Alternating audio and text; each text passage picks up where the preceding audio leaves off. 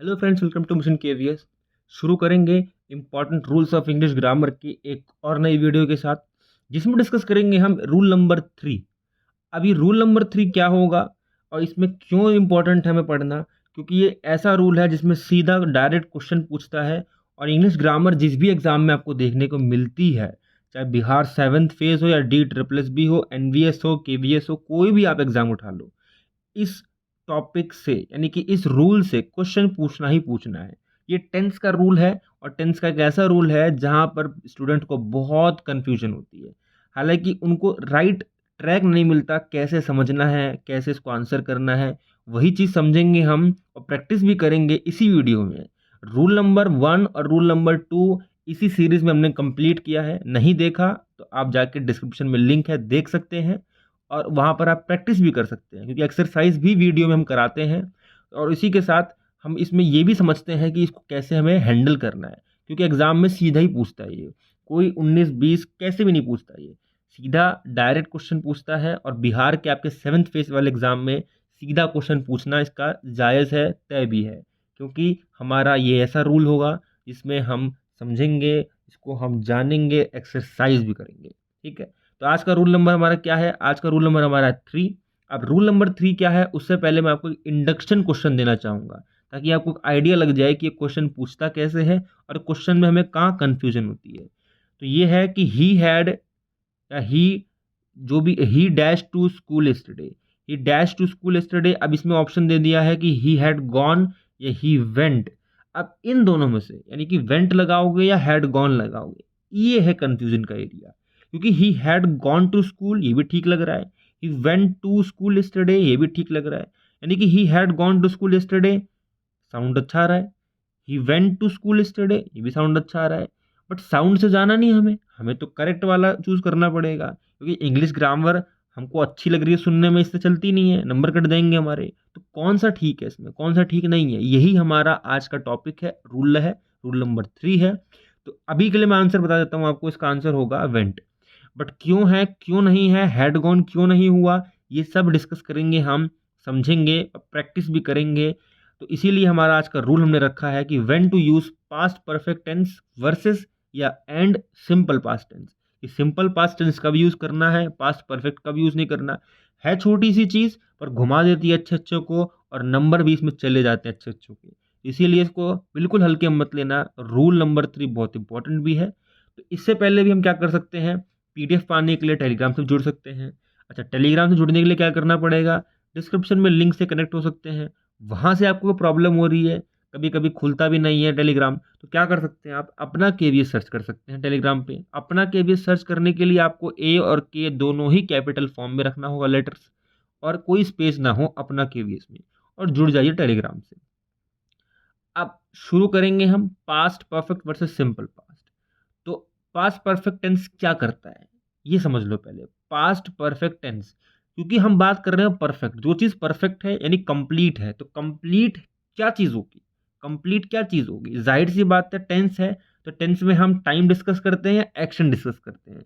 But जब perfect बोल रहे हैं हम, तो परफेक्ट से हमारा मतलब ही एक्शन से है। तो well focus is on action, यानी कि जब भी सेंटेंस में एक्शन पे फोकस किया जाए, एक्शन पे कैसे कैसे नहीं समझेंगे वो भी एग्जांपल से। बट कहने का मतलब क्या, पास्ट परफेक्ट टेंस कहता है कि when focus is on action, action पे जब फोकस किया जाए, कि एक्शन पे फोकस कर रहे हैं हम, तो किसी भी तरह से हमें पास्ट परफेक्ट टेंस के साथ जाना पड़ेगा। बट जब सिंपल पास्ट टेंस की बात करते हैं, तो एक्शन पे फोकस ना हो के हमारा फोकस किस पे हो जाता है, सिंपली हमारा फोकस होता है टाइम पर। अब टाइम पर फोकस होगा तो सिंपल पास्ट, एक्शन पे फोकस होगा तो पास्ट परफेक्ट। ये आपको ध्यान रखना है।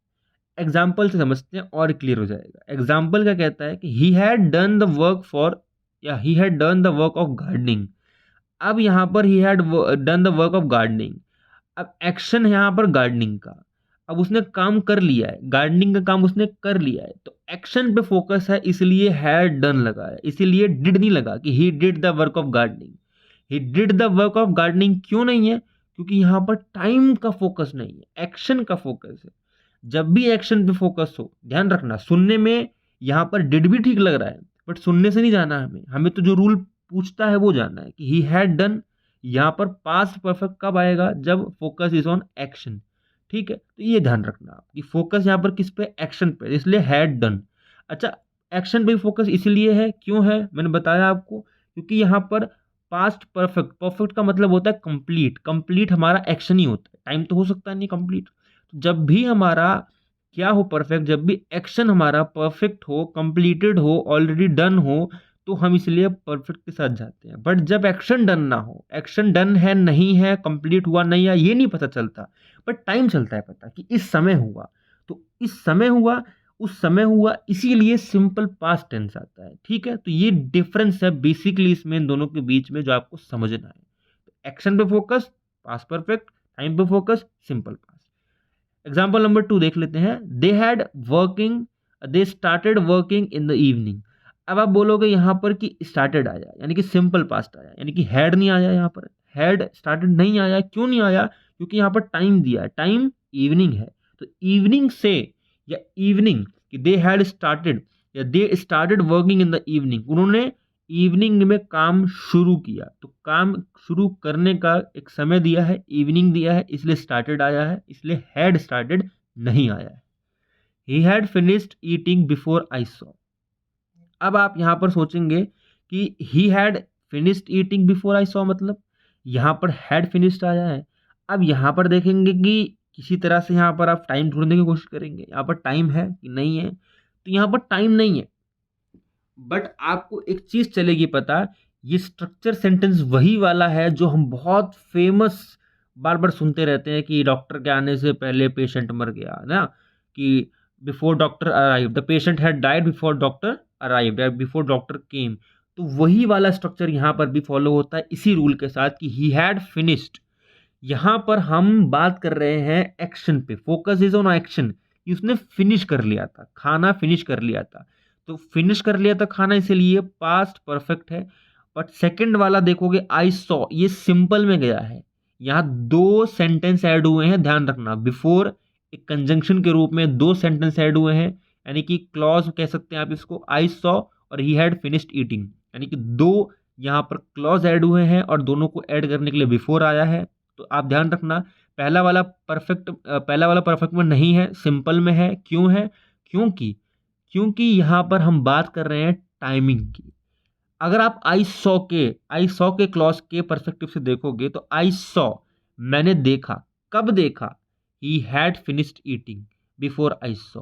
तो बिफोर आई सॉ यानी कि मेरे देखने से पहले, यानी कि मेरा जो एक्शन है देखने का, वो उससे पहले ही हैड फिनिश्ड ईटिंग, तो उसके खाने का समय की बात कर रहा है ये।